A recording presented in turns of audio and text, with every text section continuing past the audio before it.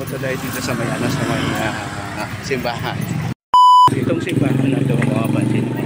Ayan, napakalumang simbahan yan. Ayan, marami ng artista na nag-shooting. Isa na dyan yung pinakasikat na artista, si Judy Ann Santos. Ayan. Napansin mo, diba? Ang ganda. Ayan. Ayan. So, papakita ko sa iyo ng kabuuan nito.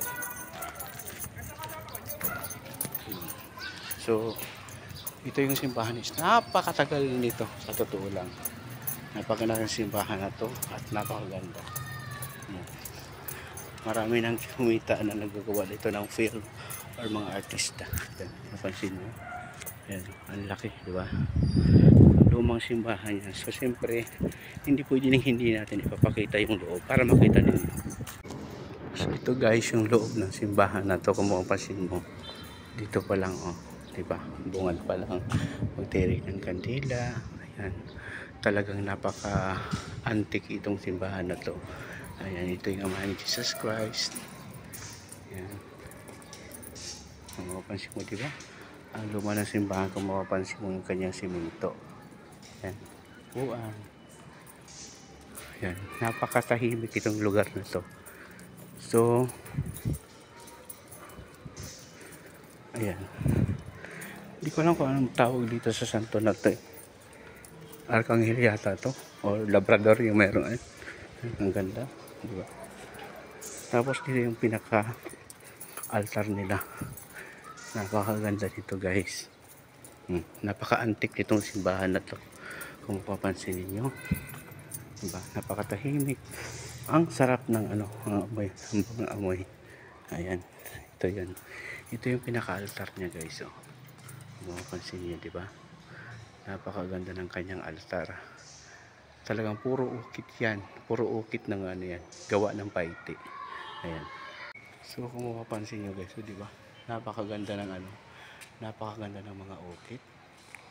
Talagang ukit ng ukit talaga ng mga taga-paiti yan. Ito yung Nazareno. Yung pag tuwing mahal na araw. Pag tuwing mahal na araw yan talaga, kinukuha yan siya, then iniikot po yun ng buong paiti, sinasarino. Ayan, diba? Ang ganda ng pagkagawa ng mga design ng mga halaman. Ayan, diba?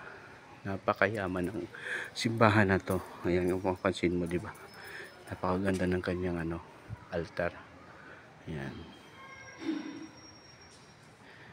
napakaganda ang mapansin mo, diba? Napaka-unique, antique na simbahan, diba? Yan. Itong pinakamagandang simbahan dito sa Laguna. Meron pa yung Pakil, pero para sa akin ito, napakaraming nang nag-shooting ng kasal, si Judy Ann Santos, yung title na kasali ba yun? Kasalo. Sakal. Dito kami kinasal. Oh, at saka yung kapatid ko na yan, dito sila kinasal. Ayan. So napakaganda, no? Ito po yung simbahan ng Paiti Laguna. Napakaganda. Ayan, thank you for watching. Follow for more. Don't forget to like and share. At syempre follow nyo ako para updated kayo lagi sa aking mga video. Maraming salamat. Bye bye.